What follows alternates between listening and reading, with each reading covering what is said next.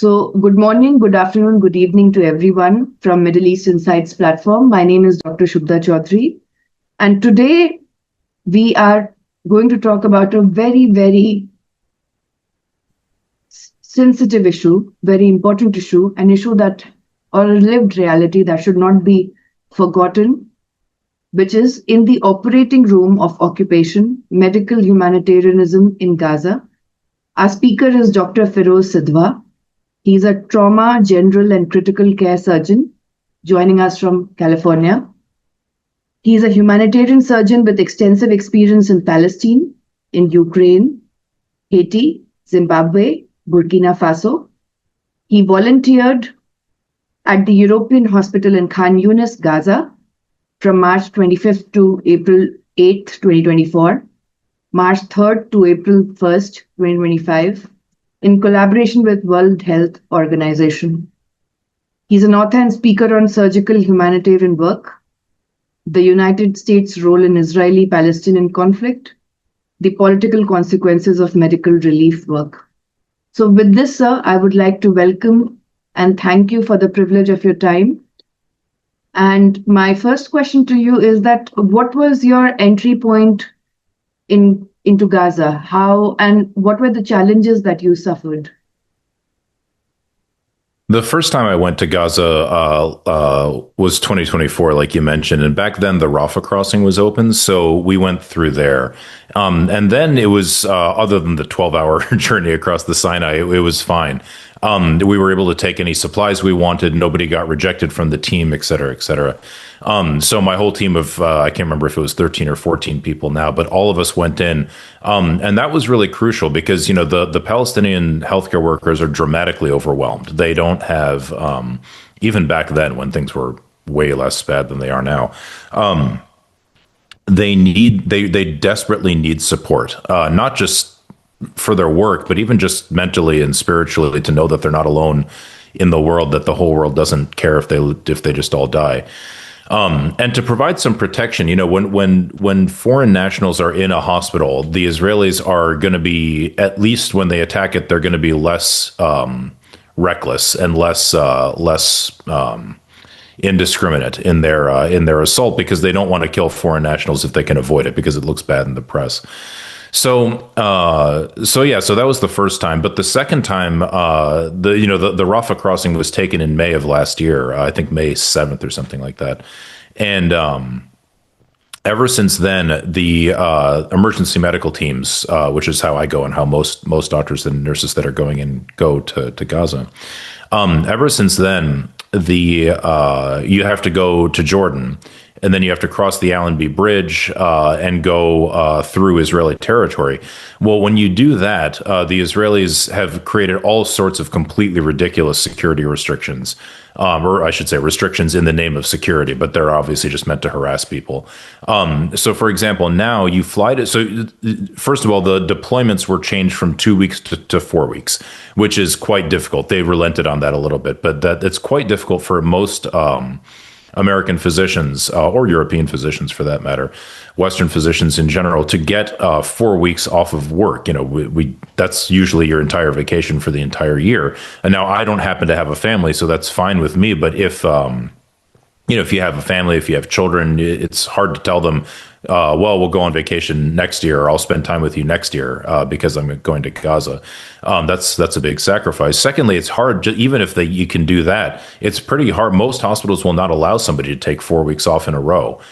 Because it means your clinic is shut down for 4 weeks. It means you have no elective surgeries for 4 weeks, and that's a big impact on the hospital's revenue, et cetera, et cetera. It's disruptive, so they usually won't allow that. So that was one major way that things were made more difficult. The next way was that now that again you have to cross through Israeli territory, the Israelis said that everybody coming in has to adhere to the same restrictions that tourists who come to Israel have to adhere to, which is completely ridiculous. I mean, that's obviously just transparently silly. Well, that means you can't take in any medical supplies, because obviously you can't fly to Tel Aviv as a tourist and also bring 1,000 pounds of medical equipment like I did when I went to Gaza the first time. That's that's not how tourism works, right? But it is how medical humanitarian relief work works. But nevertheless, they said, no, you're crossing into Israeli territory, so you have to do this. And again, the even though the Biden administration formally reprimanded the Israelis in a letter in October of last year, saying that they had to stop doing this, they just ignored it and they just went on with their lives and they continued doing it. And in fact, it actually got to the ridiculous degree, and I know people think I'm exaggerating when I say this, but this is literally true. It got to the ridiculous degree that if you, when you cross over into when you crossed into the West Bank by going over the King Hussein Bridge and to the Allenby checkpoint, if you had a bottle of Tylenol, they would pour the bottle out and they would count out the number of pills that you could reasonably use in your 4-week deployment, and they would say, no, you can't take the rest of it. You're trying to sneak medical supplies in to get. This is completely ridiculous. These are uniformed Israeli security personnel doing this. This is what Israel has decided is the biggest security threat to them at that moment. It kind of tells you something about what security means. But so those restrictions are extremely onerous, and they basically make it impossible to do your job properly. Like I went with both times I've gone. Actually, I went with a surgeon named Mark Perlmutter. The second time he tried to. He's a hand surgeon, so he needs very small not microscopic, but small instruments for what we call microsurgery. They're tiny pieces of metal this big. The Israelis just took them from them. They said you can't take this in, and he said, but they're my own instruments. Like I own these. These are my. I take these to my hospital, and I need them here to work. Said, doesn't matter. Can't take them. So so that makes it basically impossible to do any high level reconstructive work in Gaza.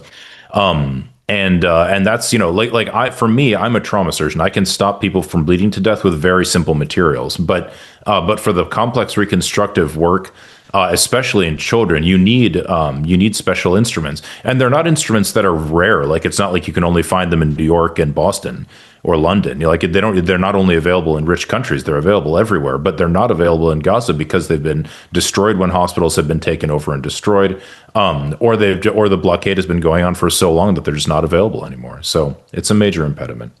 No, I do agree with you because you're talking about medical supplies, but when we crossed through Jordan to West Bank, which is almost like 8-9 years back now, for 7-8 hours when I was sitting at this checkpoint after crossing the Allenby Bridge, I saw the everyday humiliation that Palestinians who work as laborers in Jordan go through in and out, morning and evening. And even having a bottle of water was, even for us, was not possible. And we had a couple of Americans and Australians with us who were third or fourth generation Palestinian ancestry, and they were locked into white rooms for 7-8 hours. There was no physical abuse, which was done to them, but they were just locked. There was no answer given, and we were sitting outside waiting for them. And that kind of uncertainty and anxiety that I felt over there, I couldn't even imagine, because that is a certain kind of alienation which I had never felt anywhere. And to do that to other human beings in the name of security was something which was completely very, very alien for me. But to come back to the experience, when you entered Gaza both times, were you able to travel to all of it, like north, central, south? No. The first time I went, I was at European Hospital, which is on the eastern side of Khan Yunis, and that the Battle of Khan Yunis was going on at that time. The Israeli troops were invading the city at that point, so we couldn't go. I left the hospital once just to walk around, and even that, I kind of regretted doing that. I felt like I was going to get killed at any moment. But the second time I went, when I got there on March 6th, there was a ceasefire going on. The Israelis kept shooting, but at least there wasn't widespread bombing of Gaza like there had been before. But then on March, so I was able to walk around Khan Yunis at that point. I couldn't go north, unfortunately. But I was able to walk around Khan Yunis. But then after March 18th, when the widespread bombing resumed, we couldn't move anywhere other than just right outside of the hospital. Right outside of the hospital. And how was the security for you outside of the hospital, in the sense, was there any kind of, if because Israel has bombed all the hospitals in Gaza, so was there any kind of security? I mean, the security outside of the hospital with the Palestinians was not an issue. Everybody could tell I was an American as soon as I opened my mouth, and so nobody ever threatened me, or they wanted to show me stuff to say like, look, they bombed this building, they bombed that building, but no one ever. I was never threatened for even half a second by any Palestinian, which I have to say is impressive, because if I was them, I would punch any American in the face if I found them. But well, no, and it's an understandable reaction. I know how many of your children can you watch be killed before you want to lash out at somebody. But but nevertheless, yeah, no, I've never, and actually that's been universal. I've spent, I lived in Israel for about a year after college. I went back and worked at the Achli Hospital in Hebron for 6 weeks or 8 weeks. I can't remember now. Then I went back. I've been there many, many times, and everybody can tell I'm an American. Nobody's ever. The only people who've ever threatened me are Israeli soldiers. The only people who've ever hit me are Israeli soldiers. So but in terms of the bombing.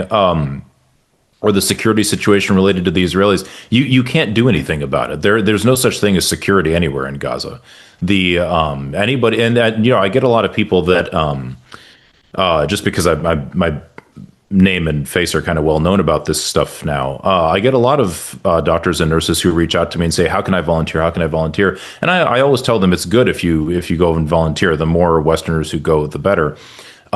But I always explain to them, you have to understand that the Israelis will kill you if they want to, and they will completely get away with it. Nobody will care. I mean, like, people on this call will care, but no one in the government will do anything about it. It'll be a little media mishmash for a day, and that'll be it. That's it. That will be the end of you, and it will make absolutely no difference to anything. So if you're not willing to get killed there, don't go there, because that's just the situation. Like look at what happened to the World Central Kitchen people on April 1st of last year, right? 7 people in well-marked vans. It's perfectly obvious that they were killed on purpose. There's no. You have to be some sort of absolute imbecile, like Matt Miller or somebody like that, to believe that these things weren't done on purpose. So, I mean, yeah, so they were killed on purpose, and it caused a little bit of a tiff. Did anything happen to the Israelis? You got to remember, these were people who work for a personal friend of Joe Biden's, right? These people, like he and what's the guy's name? Jose Andreas, maybe, is the World Central Kitchen guy. I think that's his name. But anyway, the guy who heads the World Central Kitchen, which is an organization that just feeds people. That's all it does. It's not political at all. They just murdered them. And Andreas tried to make a big deal about it, but even he gave in eventually. And now I don't believe the World Central Kitchen even operates in Israel anymore, because a few months ago, maybe at the end of last year, the Israelis killed another half dozen World Central Kitchen people, but they were all Palestinians, so it didn't even make the news. I don't think it's ever been mentioned in the New York Times and the Washington Post. I don't think it ever even has been. Of course, people in government know about it, but they don't. It just doesn't matter. So yeah, so if you have to understand that if the Israelis want to kill you, they will. They will get away with it. They've killed dozens and dozens of Americans by shooting them, by bombing them. How many Palestinian Americans, like American Palestinians with American citizenship, either born here or who received citizenship after immigrating here? How many have been killed in Gaza? I don't even know the answer. Does anybody else? It's never reported in the American press. Does anybody care? And no one in the American press cares. I can guarantee you nobody in the American government cares. And furthermore, there's very prominent American Palestinians who've been killed. Shireen Abu Akleh comes to mind, but there's plenty of others. And it's long running. Just the other day, maybe a month ago now, 2 or 3 Palestinian American children were killed in a town in the West Bank, which is it's actually known as Little America in the West Bank. It's near Tulkarm, if I remember correctly. They were just shot dead. The Israelis claimed they were throwing stones. Okay, that justifies shooting 11 and 14-year-olds. It's completely ridiculous. Even the claimed explanation is outrageous. Did anybody even comment on it? Did the American State Department comment on it? I don't believe so. So But again, you just have to yeah, understand that if you're going to go there, these people will kill you, and your own government will not do anything about it, and that's just a risk you have to accept. yeah.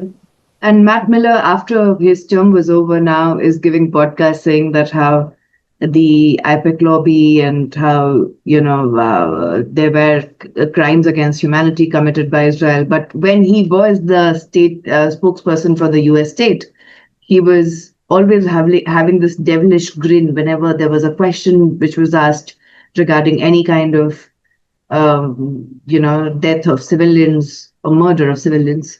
And but to our And you can yeah, actually it's important to point. I think what you just said is actually really important.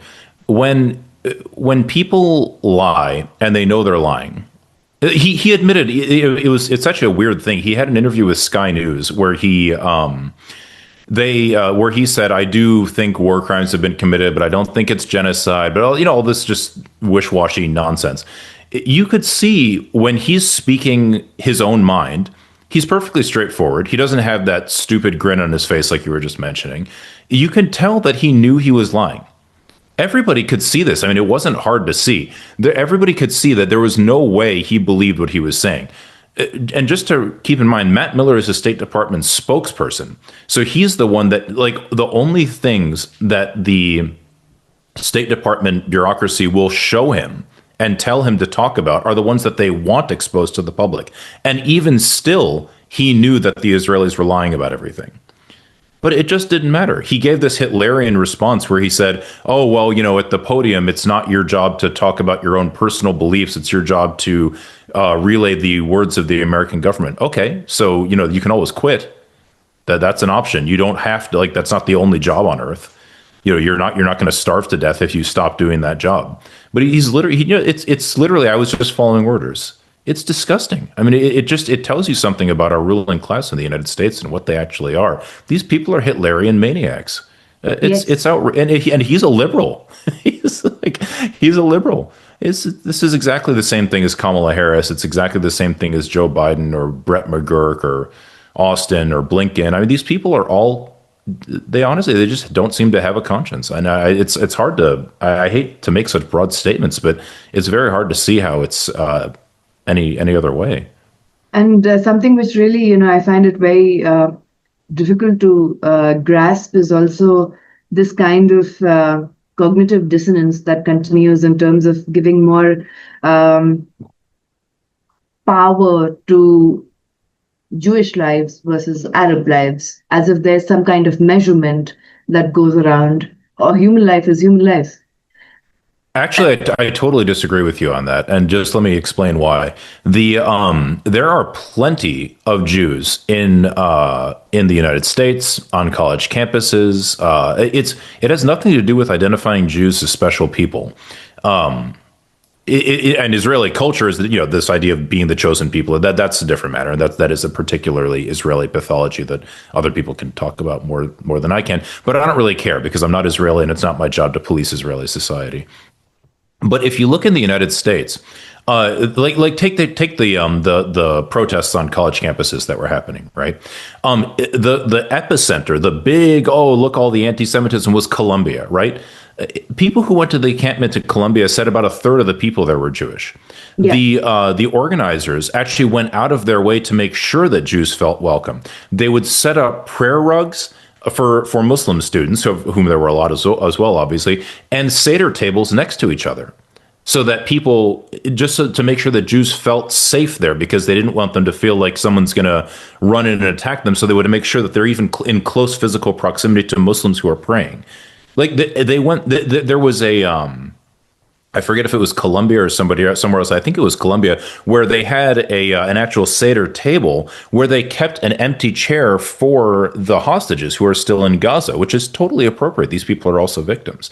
So, the idea that that Jews were threatened at Columbia University, and probably the most Jewish university in the entire United States, in the middle of New York City, was so stupid. It was so completely and utterly idiotic. You just couldn't imagine it to be true. I mean, I'll get the history in a second, but like when people actually went there, people who didn't have an ideological agenda in going there. When people actually went there, they found that the Jewish students Jewish students in the encampment, they didn't feel unsafe from the other encampment people. They felt unsafe because of the university administration and the NYPD that was being unleashed on them, So, but now, was that covered in the American press? No, not at all. Zero. I mean, literally zero coverage of that simple and obvious contradiction. Why? Because it's actually not Jews that matter to the American press. Even at a place like the New York Times, which again is and this is, I'm not saying this in a bad way at all. It's in New York, so it's a heavily Jewish institution. But even at a heavily Jewish institution like the New York Times, it just didn't matter that there are a bunch of Jews who disagree with the mainstream narrative that's being portrayed. It just didn't matter. So this hasn't, and they were well aware of it. These people aren't idiots, right? They were well aware of it. I mean, when someone's wearing a kippah, it's kind of obvious that they're Jewish. So I don't think it has anything to do with privileging Jewish lives over others. I think it has to do with just picking and choosing which victims are serviceable to power. And that is what matters. Finding the victims that will help confuse the American people about what is going on. Yes, it's very convenient to pretend that you care about Jews, but that's not what's going on at all. Lily Greenberg Cole, she was pretty young, I think in her 20s. She is a Jewish American woman who she was a political appointee, I think, to the Department of Interior after the Biden administration won the election. She had worked on the election, then you get a political appointee position after that. She resigned. And when and publicly because of Gaza, when she did, in her resignation letter, she wrote something that I think it actually came out when I was in Gaza the first time. I had been screaming about this forever, and nobody was listening. And it was so satisfying to see a prominent Jewish person write this. She said that not only is the Biden, I can't remember the exact words, but not only is the Biden administration destroying Gaza for no reason. I don't remember if she called it genocidal or not, but that doesn't matter. But then she went on to say, and this is an exact quote, the Biden administration is making Jews the face of the American war machine. And that's correct.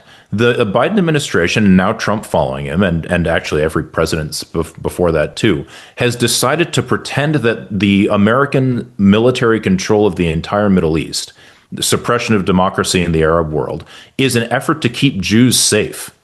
That's completely, leaving aside that it's idiotic, that's just completely crazy. I mean, it has nothing to do with historical reality. But it's a good way to confuse people. It's a good way to make the average person think, I want Jews to be safe. Do we have to bomb Iran to keep Jews safe? Do we have to have military bases in Saudi Arabia to keep Jews safe? Do we have to, if we do, I mean, keeping Jews safe seems like a reasonable thing to do. I would be in favor of that. So, this is the reality of the situation. These people don't care about Jews at all. And if they did, the last thing they'd be doing is supporting Benjamin Netanyahu, who's certainly the greatest driver of anti-Semitism since Hitler. So, I still don't. I agree with you because after the U.S. invasion of Iraq in 2003, I think last year was the first time when a lot of U.S. military personnel who had been deployed did quit the Biden administration, like Josh Paul and others. And they openly criticized the Biden government's policy in Gaza.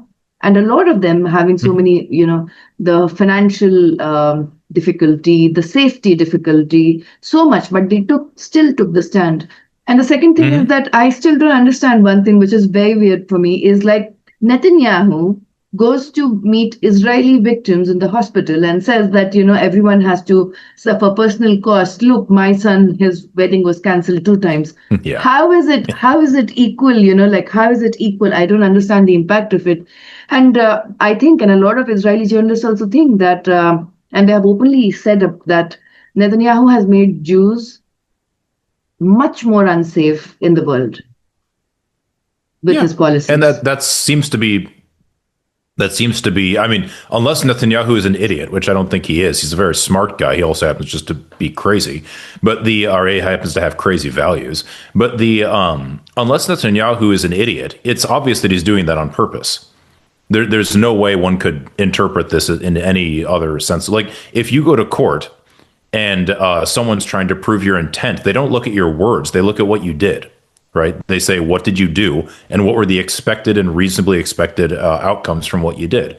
Right? If I put a gun to your head and pull the trigger and I say, oh, I just wanted to see if the gun was loaded or not. Well, okay, maybe you did just want to see if the gun was loaded or not, but a reasonable and expected outcome of that is that I killed somebody. So I murdered somebody. There's no, the question of intent doesn't have anything to do with what you say your intent was. It has to do with what you did. Anybody who looks at Benjamin Netanyahu's actions can see, and even his words, to be fair, can see very clearly that they are designed to increase anti-Semitism throughout the world by reinforcing negative Jewish stereotypes that people already have lurking in the back of their minds due to the holdover from kind of old European anti-Semitism. And actually, I actually know I know people. I don't know any Germans personally, but I know a lot of people who do. Just by happenstance, a lot of them say that older Germans now are kind of whispering, and they won't say it out loud, obviously, but they're kind of whispering, see, we told you this is what the Jews are. And Yeah. nobody listened to us. Now, I think that's completely crazy, just to be clear, that they're wrong. That's disgusting, and that's anti-Semitic to the core. But the point is, these ideas that were totally verboten in German society, you couldn't criticize anything about Judaism in German society, nor should you be able to, just given the history of what the Germans did to the Jews. But now it's starting to come back. It's all because of Netanyahu.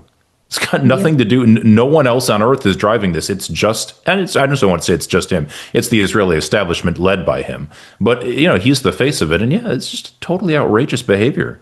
It's hardly surprising that that Jews are much less safe in Israel than anywhere else, when Israel is this completely warmongering country that just goes all over the world blowing stuff up.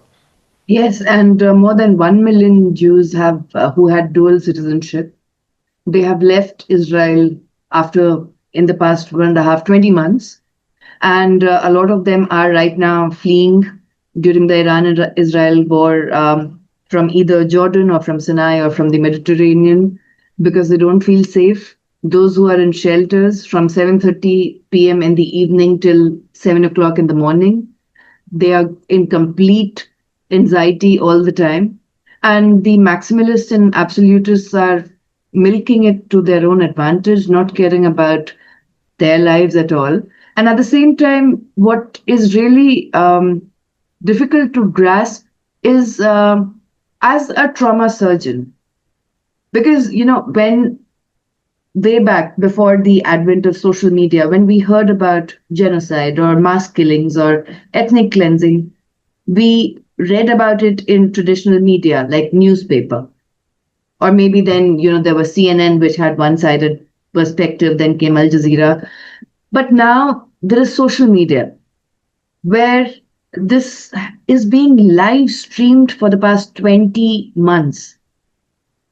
And there is a certain kind of consumption of death, human death and suffering that has become so normal. Oh, 50 Palestinians killed today. Okay, 90 Palestinians killed today. Oh, 70 Palestinians killed today. Oh, there were 20 children. Oh, more than 3 lakh Palestinians are missing. Oh, more than, 50,000 children are dead. Even for that matter, Hamas officials who are sitting in Gaza, they say that, okay, Palestinian women, we lost 50,000 children, our women will give birth to 50,000 more. As if there's, no personal autonomy. But the point is that how, as a surgeon who has operated on the bodies of children and Palestinians who have suffered, what do you say about this culture of consumption of death that is really, really egregious?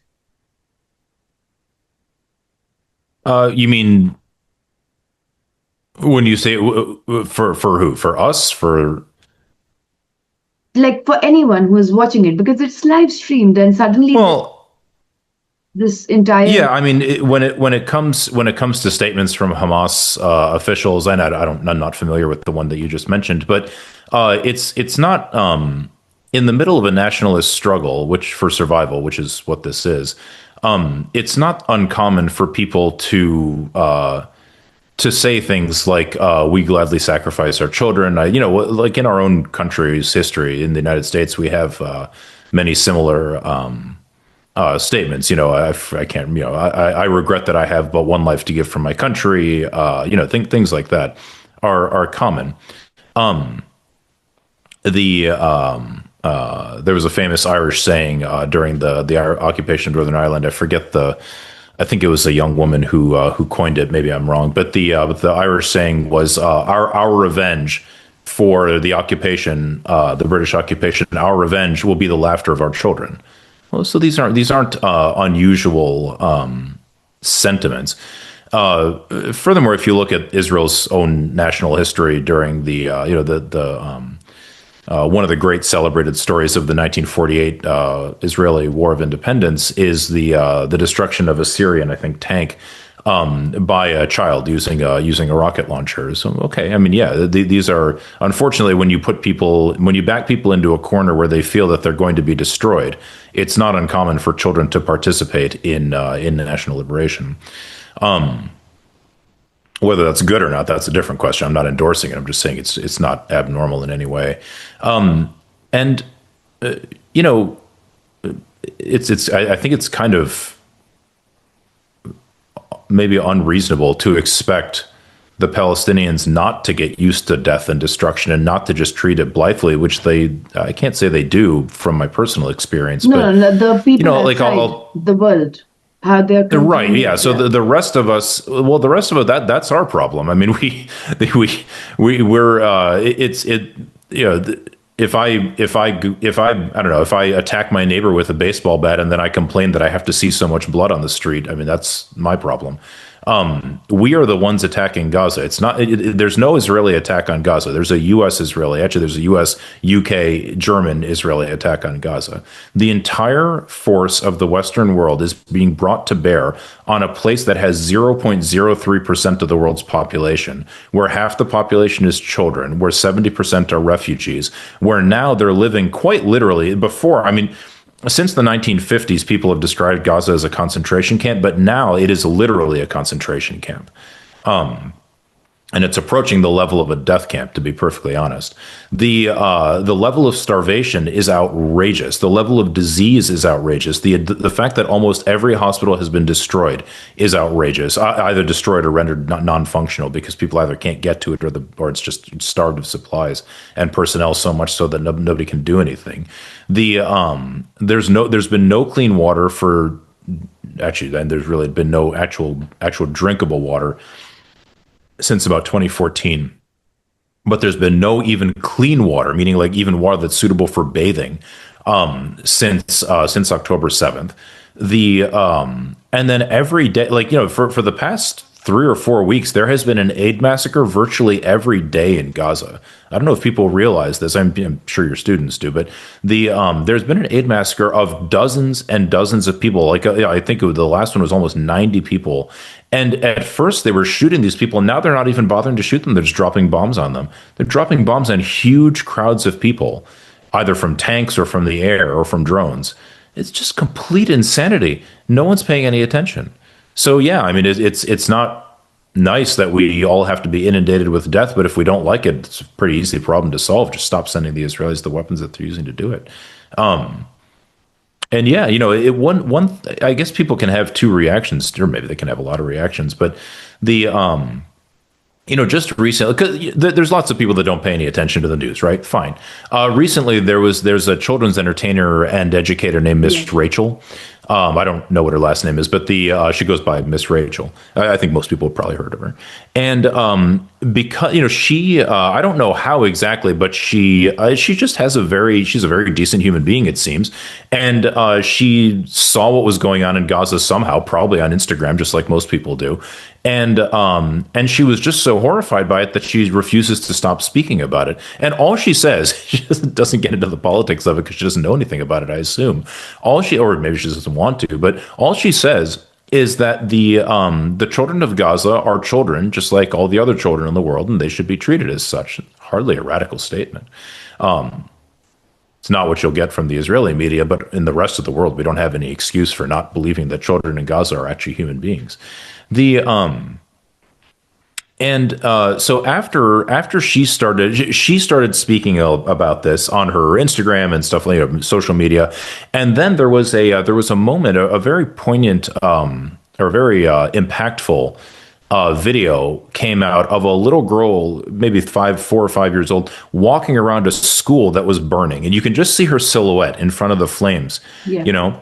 And that video is I think it made a big impact because number one, it's not gory. It's not graphic in that way, like a kid with his head split open or their lungs ripped out of them, which, we've all seen that as well, or literally cut in half. A baby, there's just one of my friends sent me a video of a baby that had literally had an above knee amputation, like an under 1-year-old child. This is completely outrageous, But these are very graphic things that, like I'm a trauma surgeon, so I'm used to seeing stuff like that, but it's not, most people are not. But when somebody sees a video that shows a terrified 5-year-old girl, you can clearly see that she's a child walking around a building in flames, just looking for a way out, and no one can get to her and help her. That makes an impact on somebody, and because they can also watch it, So after that video and after Miss Rachel's postings and advocacy as well, there were a lot of just kind of random suburban moms who saw this stuff. They put their own kids to sleep or they put them down for a nap or whatever. And all of a sudden, these images came back to their minds and they're picturing their own small children in this situation. And they're just breaking down and going out to like their car or into a closet or something and just doing one of these like live, Facebook Live or Instagram Live. I don't really know how these things work, but some of these live video broadcasts that you can do on social media platforms, and they're just breaking down crying because they can't. They're picturing their own children in these situations now because they're not dedicated racists, and they can understand that again, like Miss Rachel says, the Palestinian kids are also kids. And they're just screaming. They're like, what the fuck is going on? What are we doing? Is this what we're supporting? Or this is awful. How can this be happening in the year 2025? These are completely sensible questions, So there's that reaction, but that reaction can also be disabling. And this is one of the, this is a major propaganda victory of American propaganda, that people think that this alien entity called the U.S. federal government is doing this, or this alien entity called the Israeli government is doing this, and we just can't control it because Donald Trump is the president of the United States. That's totally incorrect. The last liberal president was Richard Nixon. Richard Nixon was a Hitlerian nutcase. I mean, he's completely crazy, bombed if anybody wants to, just one example is the Christmas bombing of Vietnam. I mean, it's just an absolutely outrageous act. Really should have gone down it did go down in the history books, but it's not conscious, not widely known about. But the guy was just a maniac. And nevertheless, he was also the guy that passed a lot of the last time we actually had liberal legislation in the United States, created OSHA, created the EPA, created all sorts of environmental protections. And that was because people demanded that he do so and wouldn't let up. They forced their congresspeople to listen to them. That's we can do all of that. That's not. We are not helpless little lambs sitting over here. But one of the things that people can sometimes see that level of death and destruction and be so horrified by it, and so, which is understandable, but you shouldn't. You don't want to consume this stuff to the point that you feel paralyzed. And you also have to just remember with social media platforms, the algorithm is there to keep you engaged with the platform so that you can see advertisements. That's all they do. There's nothing else going on there.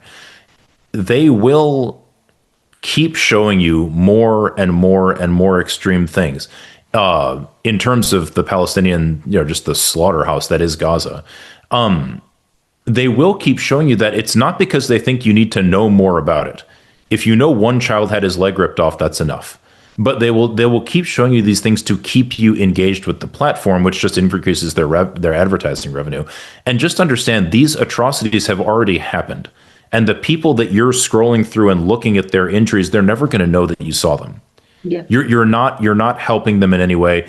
If you're paralyzing yourself by doing that, just turn the phone around, put it on your desk, take a breath, and say, I'm going to email my congressmen and senators and the president right now. And I'm going to do that every day until this BS stops. And I'm going to go out and join a Jewish Voice for Peace coalition, or I'm going to go and I'm going to primary my congressman who sucks. Whatever it is, there are a billion ways to be engaged politically, but because Americans are so atomized and so scattered from each other that most of us don't even know our neighbors, we feel like we can't do anything in this world, but that's not the case at all.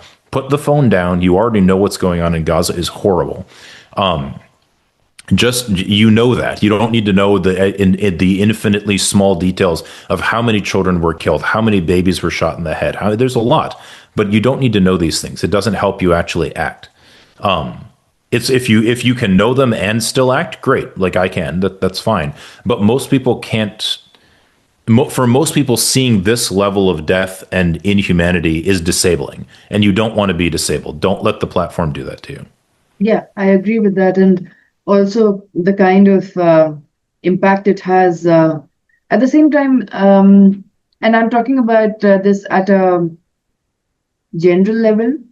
What if someone does it regularly and it comes Does under what? the eyes of like writing to the congressman or country wise, whoever their politicians are?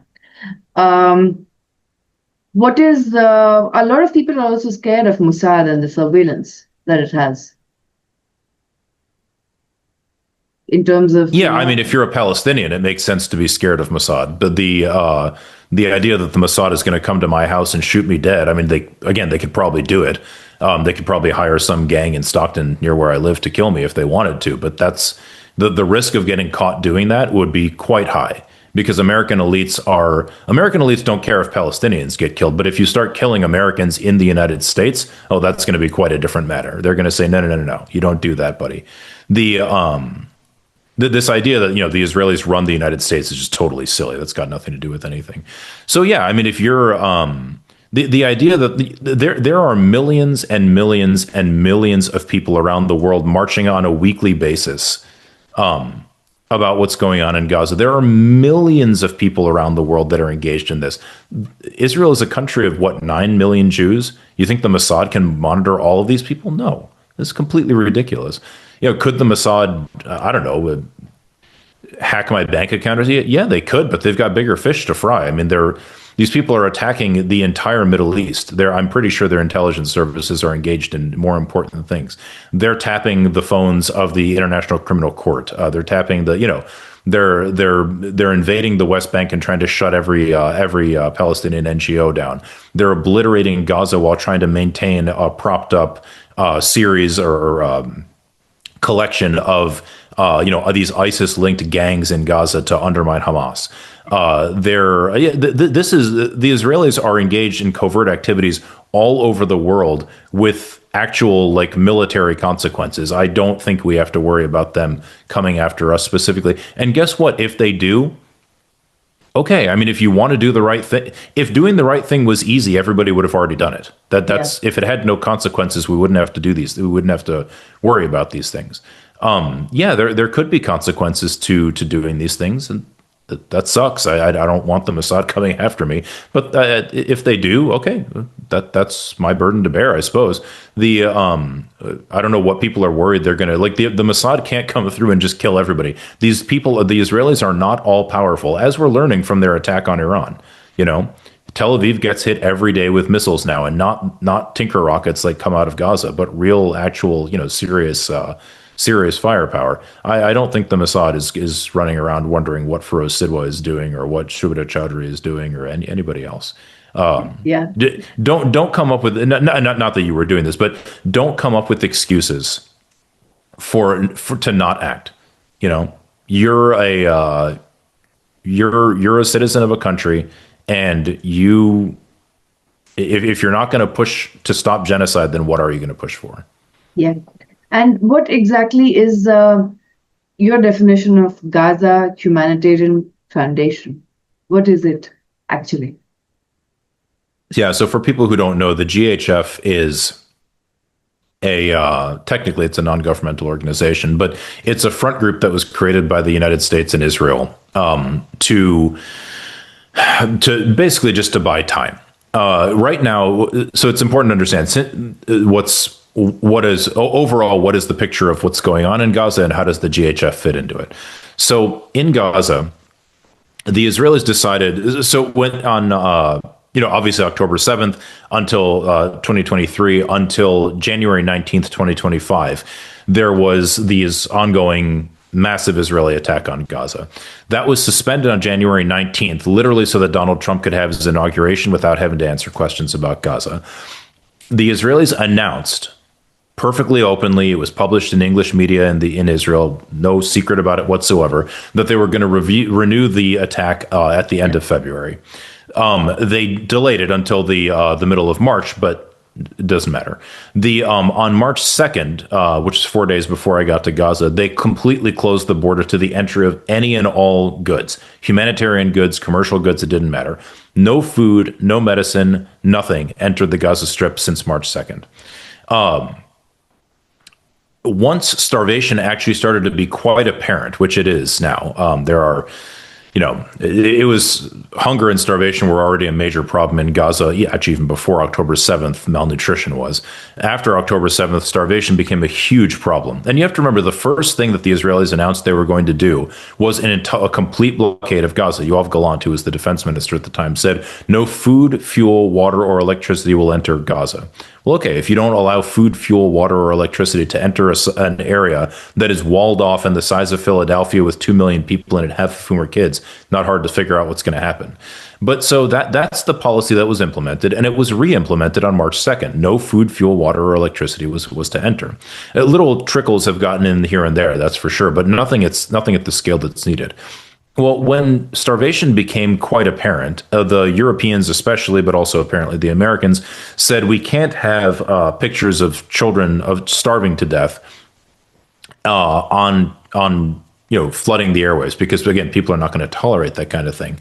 That's going to make the public opposition to this even more prominent than it already is, and they don't want that. So they created this thing called the Gaza Humanitarian Foundation. It's an Orwellian name. And what the GHF is a militarized NGO that exists to pretend that the Israelis are bringing aid into Gaza without actually doing so. And you can see what it. And so there's actually, if anybody I'm not good at multitasking, but if anybody wants there was a geospatial analysis and kind of a cartographic analysis that was done by what's called the Harvard Data something. I can't remember now, but it's a group at Harvard that uses open source data to analyze things. And it was done by a guy named Yakov Gorov, maybe. I forget his last name now. I was just reading it yesterday when I was on call. But it was published, I think, just a day or two after the GHF actually started being active. So with the GHF created 4 or 5 sites, all of them in southern Gaza. One is in central Gaza near Deir al-Balah. They're all physically identical. They're all a funneling system built completely. First the Israelis leveled this land, so they literally just bulldozed everything on these areas to make it completely flat.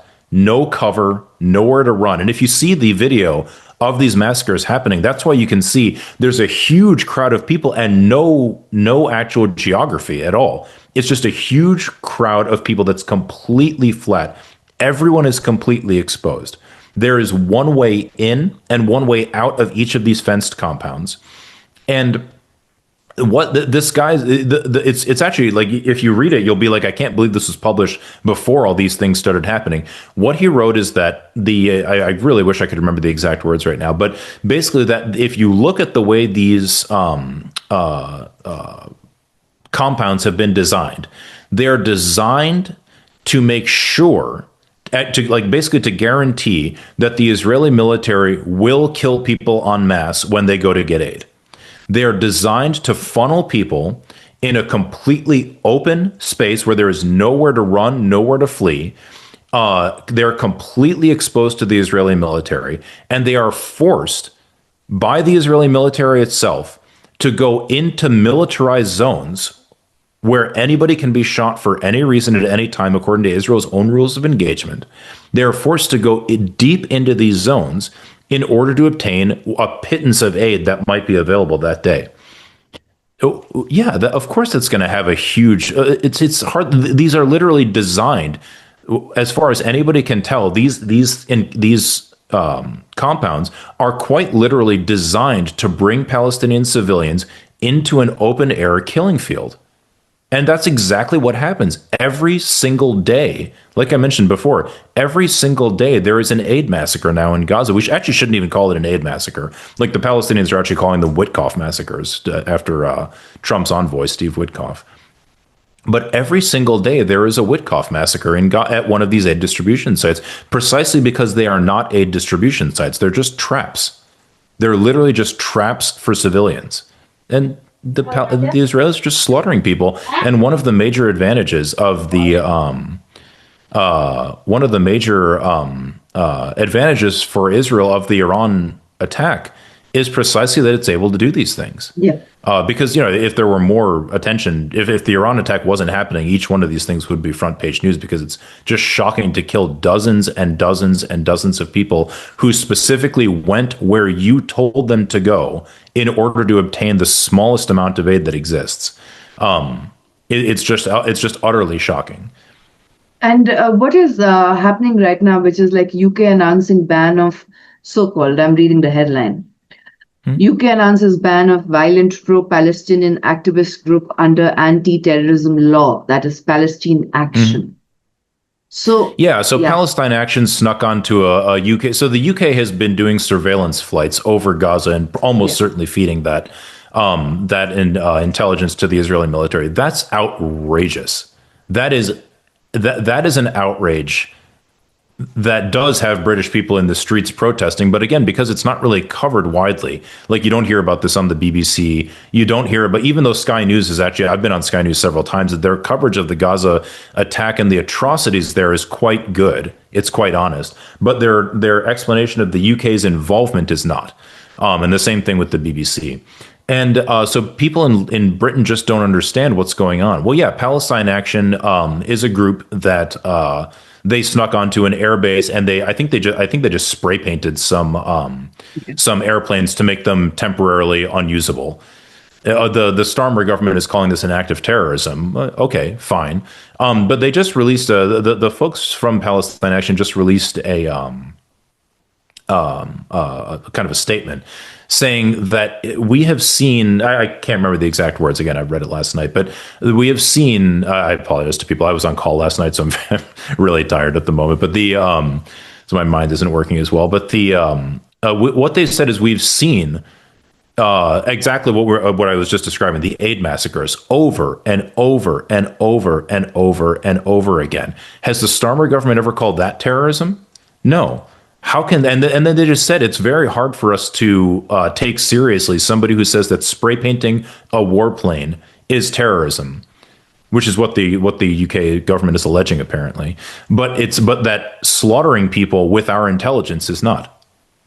It's just completely, it's, again, just so everybody understands, we shouldn't, I think we meaning activists in general, people who want to stop this, I think we waste a lot of time pointing out the hypocrisy of our own ruling class. Keir Starmer is a nutcase. I mean, if you were to, are you in the UK? No, New Delhi, India. Oh, you're in India. Okay, even better. So we can talk about him freely. The Keir Starmer is a lunatic. First of all, he's an idiot. He seems to be a complete moron. He doesn't seem to know anything about anything. But secondly, he's a lunatic. He knows full well what's going on in Gaza. There's no question about that. He has eyes and ears. He can read English, presumably. He knows exactly what's going on. I'm sure his own intelligence briefings tell him exactly what's going on in Gaza in terms of the humanitarian situation, in terms of the attacks on his civilians in Gaza. He's well aware. He's well aware. It's a political decision to keep doing it. It's not that they think it's good. Like, I'm sure the Israelis and Americans would actually prefer if the Israelis would stop massacring people in this ridiculous and blatant way. But nevertheless, Israel is the ally that they have. And if the Israelis happen to be, going down this path of committing getting close to what even normal people would think of as genocide, just a complete and utter destruction of the actual population, leaving aside their physical dwellings and infrastructure and things like that. It's just outrageous, but we shouldn't spend too much time pointing out their hypocrisy. Yeah, they're hypocrites. We all know that. Let's move on to figure out what we can actually do about it. Like this is kind of like the same as the doom scrolling on Instagram, just seeing like child after child after child after child. The You can also spend, and I'm just as guilty of this as anybody else.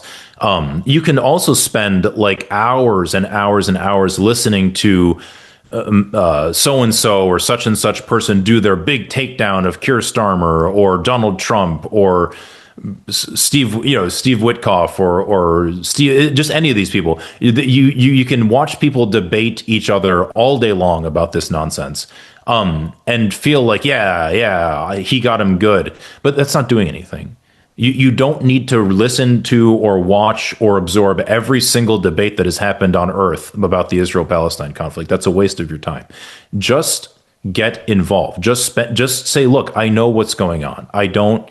It's just obvious that the elites are lying to us about this. It is obvious what is happening. The Palestinians are being slaughtered for no good reason. Okay, that's the end of the discussion. Now you just get involved and tell your government that you don't want them to. Like if are most of your students in India also? Yeah. Yeah, so the Indian government is buying a lot of technology from the Israelis. It also seems to have been involved. It's not clear how much, but it seems to have been involved in the infiltration of Iran by the Mossad and Israel's military intelligence, Unit 8200 and these other such things. So that's something that you can like. Why is India trying to make Iran an enemy? India doesn't have enough enemies already. I mean, you've got Pakistan, you've got India, you've got China, you've got these are already major issues. Do you really need another Central Asian nuclear power? Because that's what's going to happen now. There's no way Iran is not going to go on to develop a nuclear weapon now, unless the United States invades and destroys the country. That's a possibility. But no Iranian leader is going to be able to rationalize now not building a nuclear weapon. They've seen that the U.S. and Israel will just attack them with impunity, and it doesn't even matter if they're in the middle of negotiations. That's like what the Japanese did to the United States in the Pearl Harbor attacks, and it's a textbook case of perfidious, the kind of thing where you just cannot possibly agree to negotiations with somebody like that afterwards because you can't trust anything they're going to say. So Indian citizens, I mean, I know India has it's a pretty rough place now. Calling it democratic might be an exaggeration, but nevertheless, India has voting mechanisms. It has a press. It had maybe not much of a free press, but it has a press, and it's a huge country. It's impossible for the federal government of India or the national government of India to actually control everything that's going on. People can make noise, and it's not easy. In India, it's a very different matter than the United States. I don't have to worry that my government is going to hurt me. They might say nasty things, but that's about it. India is a different matter. I have to acknowledge that, especially for Muslims in India. But but nevertheless, if we want to try and do something about this, we can. And another thing to just for people to remember, and this is true of my country as well as India, the struggle to save the Palestinians doesn't actually have to do with the Palestinians. As far as I'm not Palestinian, I'm not Muslim, I'm not Arab, I'm not Jewish, I'm not Christian. I have no connection to this conflict whatsoever, other than being an American. The reason the United States is involved at all in any of this is because the United States is not functionally a democratic country. That's, and I think democracy is a good value to uphold. So my work in this regard, my attempt to show my fellow citizens what's going on, to show other people in the world, sure, but it's mainly focused on my own government and my own fellow Americans. The main reason to do that is because the U.S. should be a democratic country, and it's not. So by pushing us towards understanding what we're doing in the world, we can hopefully become more of a democratic country, more of a law-abiding country, and that's true of India as well. That's not. Again, India has a lot of local problems that people can also work on, which is really important. But the more that these countries' governments, I should say, are brought under democratic control, the less of these things will happen, because no person in their right mind would agree to doing what's being done in Gaza. No one. Yeah, I agree with you. In fact, when I started my activism for the Palestinian cause, and I was quite young then, didn't know much about it, and I was just standing with the poster in front of the Mm-hmm. one of the cultural events that was taking place in New Delhi. And I have this stark memory of a Jewish lady coming out of a SUV, and I very politely gave her that pamphlet. And she took that pamphlet, tore it into pieces, and threw it on my face. And I was like literally a child, kind of. I didn't know how to respond, and everyone else around me came to hug me. All the other activists. Mm-hmm. And I was like, okay, that's the worst. That's her problem. It wasn't mine. That's her anger. It isn't mine. So Mm-hmm. that used to, it was, and there are times when there are simple boycotts that we can do and be aware of it. And what really Mm-hmm. keeps me awake at night is often when I went to West Bank, and there were like little kids that I used to play with. And Mm-hmm. I'm quite scared if they are still alive or not. And the silent annexation or not so silent annexation of West Bank that is going on Mm-hmm. continuously with Gaza. Oh yeah. That is something which, and especially Hebron, as you know, it's one of the most sensitive areas. And the number of checkpoints, for example, between to Ramallah now has increased to 20 plus. And most of these checkpoints are governed by 18, 19-year-old Israelis who Mm-hmm. are there in the training period, positioned over there. And the kind of anger, the kind of humiliation, like when I saw that on the road, one particular Palestinian is just snatched by the hair and taken on the car and just thumped on the car. And we couldn't do anything. It was just looking at it. And I went to the Yeah. apartheid wall and wrote justice. And Mm-hmm. within 5 minutes, it was erased. Mm-hmm. That is the kind of like they just erase anything that anyone writes. So the Mm-hmm. point is, like there's so much of suppression, there's so much of, and also what the ruling class is doing, that it is creating enmity within ourselves on the basis of religion, on the basis of class, Mm-hmm. caste, so many other things, so that, you remain alienated with each other. You Yeah. project whatever anger you have, give the mask of each other and project that anger onto Mm-hmm. each other instead of having solidarity or understanding it. And or you just try to be very politically correct, because even in India, for example, I remember after 7th of October 2023 there was a time where a few of the Indian journals and the television media outlets were at least open to hearing the side of the Gaza or hearing the side of Palestine.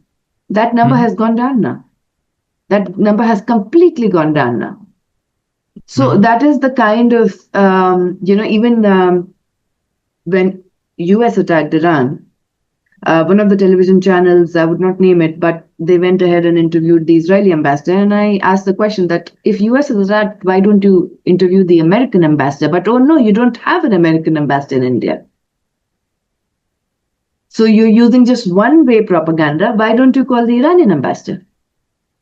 So Mm-hmm. that asymmetrical balance, especially in our media, because of the conglomerates that control it, is Yeah. there. And that manufacturing of silence, the spiral of silence, and Yeah. Islamophobia Mm-hmm. for people that you have never met in your life and will never meet, Yeah. and taking away Yeah. the humanity out of them. And it's so asymmetrical. And what really baffles me is the height of human apathy that we have reached now as a community, Yeah. this apathy. I mean, I think again, I can't speak to India itself, but at least throughout the world, it's I don't think people are apathetic. I think they feel defeated. I think everybody is horrified by what's going on. They're not nobody accepts it, but they also think there's nothing they can do about it because it's going on almost 2 years now. And I find myself doing this sometimes. Like sometimes I have a whole backlog of things I have to write for this journal, that journal, conferences I have to go to, trying to figure out how to go back to Gaza as soon as I can. Like lots of different things. Sometimes I'm just going to watch YouTube. Because it's overwhelming. Sometimes you feel defeated. That's no doubt about that. That's not apathy. That's exhaustion, I guess, maybe a better word. Yeah. Okay, we all get exhausted. That's okay. Take a break for a minute and then get back to it. And sometimes people feel guilty. Oh, why do I get to take a break, but the people in Gaza don't? Okay, yeah, but you're human too. So I assure you, if the people in Gaza could take a break, they would. They are exhausted beyond what any human being can tolerate. But so I don't know if it's apathy so much as defeatism, but we don't have to feel defeated. We just don't. Yeah. And my last question to you, sir, is that do you think that you'll be able to go to Gaza again? Right after speaking about being defeated. So I hope I hope the answer is yes. I'm supposed to be in the West Bank in September, but with the war with Iran, I hope it's over by then, certainly, but it may not be. We'll see. But I hope that I can be back. I hope I can be in the West Bank in September, and I hope I can go back to Gaza in March or April of next year. But I do have to be honest. If the political winds don't change, meaning if we don't change them, I don't think there will be a Gaza next year to go back to. I think everybody will have either been killed or have fled, because what's going on now is it's beyond. The whole place has just been destroyed. There is nothing left in Gaza. People have to understand this. There are no buildings left there, and one here, one there. Yeah, sure, but there's no healthcare system. There's no food production system. There's no water sanitation and hygiene system. There's no sewage system. There's no housing. There's no education. There's literally nothing. Everybody is just concentrated into these 3 main concentration camps: one in Gaza City, one in the middle, and one slightly in the south near Tel Sultan. And we don't. I mean, it's a disaster. So, what if Gaza still exists next year? Yeah, I'll try to go back. Whether the Israelis will let me in or not, who knows? But yeah, I'll try and go back for sure. So with this, thank you for the privilege of your time. So whenever he was mentioning that he was on a call, he was on duty. That was what he was mentioning. And I'm very, I don't know how to thank you. And I don't have words. Oh, happy to. And I'm very thankful to you for sharing your memory and your lived reality with us. And I hope that all the students who are with us today and those who will watch it on YouTube will, at least through you, understand that there are various ways of being indomitable. And one of the ways of being indomitable is being like you. So thank you so much. I don't know about that, but no, happy to help. And I hope you go and rest now. Yeah, I will. Thank you. Thank you, sir. Thank you, everybody. Nice to talk to all of you.